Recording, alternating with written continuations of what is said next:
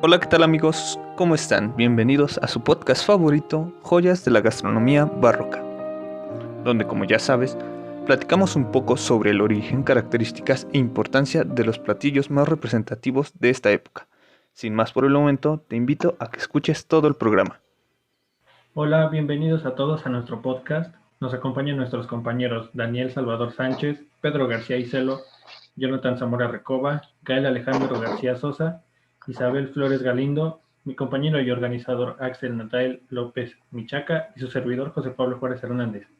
En esta ocasión vamos a hablar de dos platillos muy importantes en la gastronomía poblana y consideradas las joyas de la gastronomía barroca, el taco árabe y la semita poblana. Ahora le cedo la palabra a mi compañero Axel para que podamos comenzar. Gracias, Pablo. Bueno, no se puede comenzar sin un origen. Eh, Como ya sabemos, la mayoría, algunos quizás desconozcan, el taco árabe no es de origen mexicano.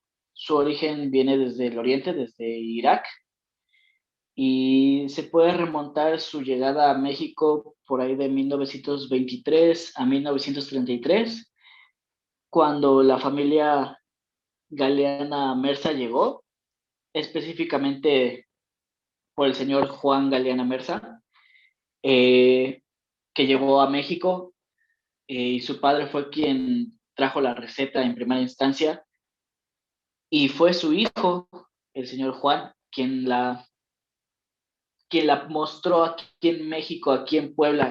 Comenta en uno de sus libros que fue al principio difícil porque el paladar del mexicano era muy diferente al del iraquí convencional.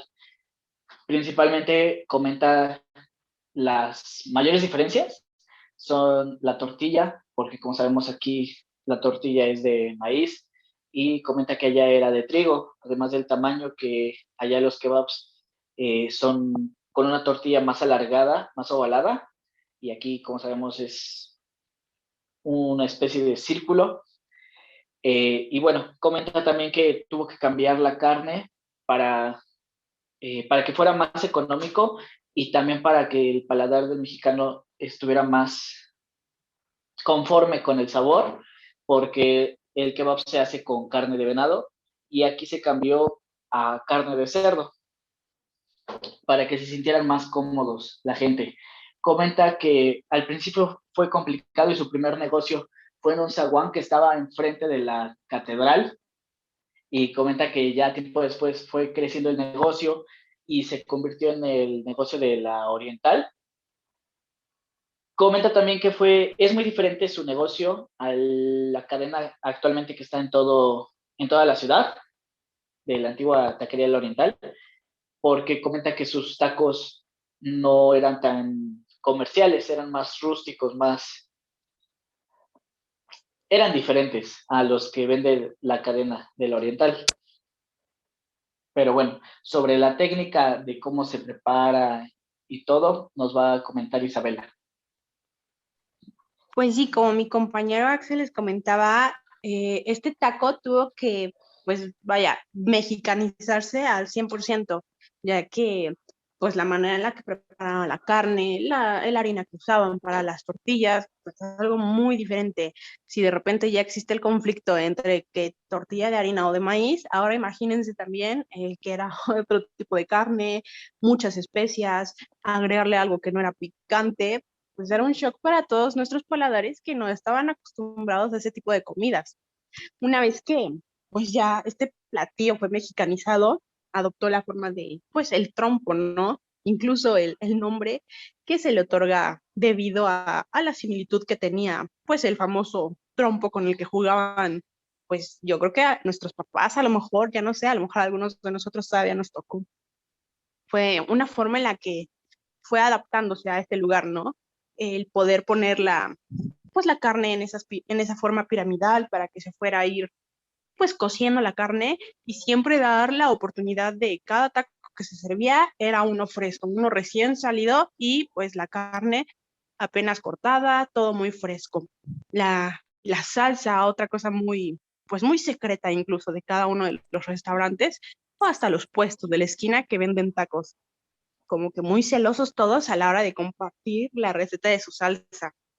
Como dice mi compañero, pues la auténtica y la original antigua taquería oriental, pues yo creo que es el hit de todos porque la salsa de ahí es muy buena, ¿no?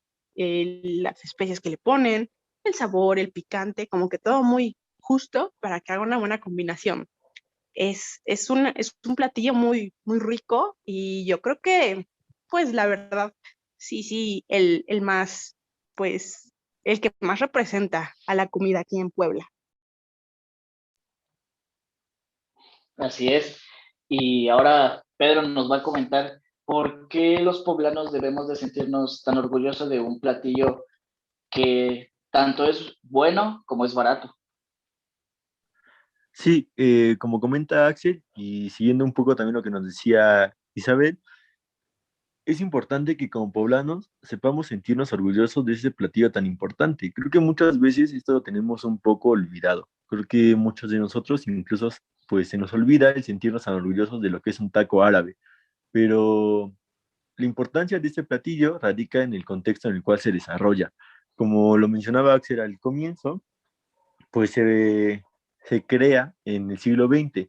Y esto es importante porque es aquí donde empieza a verse pues muy marcada la influencia norteamericana en cuestión de la comida, donde empieza a crearse la comida rápida, donde todos empiezan a tener contacto con hamburguesas, con hot dogs, con ese tipo de comida tan pues tan famosa ya en nuestros días. Aquí es donde precisamente nace el taco árabe. Y no solamente pues nace, sino que llega para quedarse. Es importante porque su trascendencia es hasta nuestros días, tanto que hasta la fecha sigue compitiendo y no solo compitiendo, sino ganando en muchos aspectos a la comida rápida. Tanto que como poblanos es algo que nos caracteriza demasiado. Yo creo que muchos de las personas que llegan al estado quieren probar, mueren por probar un buen taco árabe. Y eso es algo que se nos olvida mucho. Creo que a partir de ahora sería bueno que fuéramos conscientes y nos sintiéramos dichosos de poder probar un buen taco árabe. Y bueno, ahora vamos a hablar sobre la semita, otro gran platillo de la gastronomía poblana, muy representativo del estado. Cuéntanos, Dani. Bueno, la semita como manjar poblano. Primero que nada tenemos que tomar en cuenta que Puebla es uno de los estados que más ha aportado a la gastronomía mexicana. La semita es un platillo demasiado fácil para preparar, para consumir, ya que nada más tienes que partir el pan a la mitad, rellenarlo de aguacate, quesillo, pápalo, chipotles o rajas. También se puede ir acompañado de una proteína, la cual puede ser milanesa, chuleta, jamón, queso, entre otros. Algo muy curioso en la entrevista algo muy curioso que surgió en la entrevista de Alfonso Fragua hacia la investigadora y especialista en comida poblana, María Esther Rodríguez, es que debemos de considerar la importancia de la semita, al igual que con el mole poblano. Esta es una tradición poblana que tenemos que conservar y que dice de dónde venimos.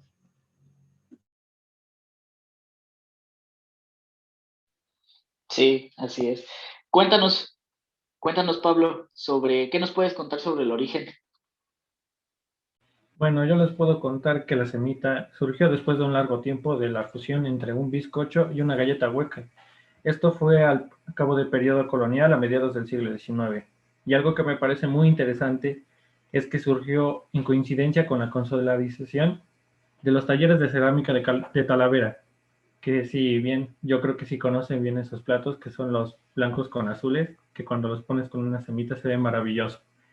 Y bueno, otra cosa importante de la semita es que pues tiene parientes, parece que no, podrá ser una comida, pero los tiene.